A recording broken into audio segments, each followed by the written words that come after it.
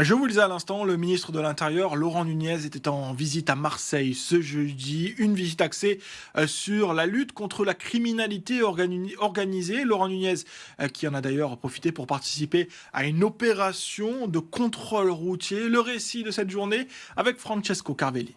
C'était l'une des dernières zones d'ombre pour les enquêtes contre la criminalité organisée et le narcotrafic ici à Marseille. La question est à présent tranchée par le ministre de l'Intérieur Laurent Nunez, comme il l'a annoncé cet après-midi à l'évêché.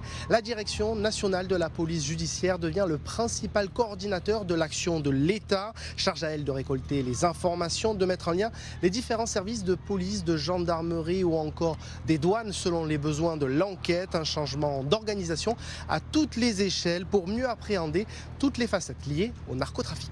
Le chef de fila qui exerce en matière de lutte contre la criminalité organisée, la direction nationale de la police judiciaire, de la direction générale de la police nationale, qui depuis un décret de 2025, en fait de septembre 2025, est chargé d'impulser, de coordonner la politique en matière de lutte contre la criminalité organisée. Ça veut dire échanger encore plus d'informations entre tous les services en charge, qu'il s'agisse de services de police ou de gendarmerie du ministère de l'Intérieur ou des services d'autres ministères comme les douanes, comme les services des affaires étrangères. Il s'agit donc de mieux échanger de l'information, de croiser les analyses sur l'évolution de ce qu'est la criminalité organisée.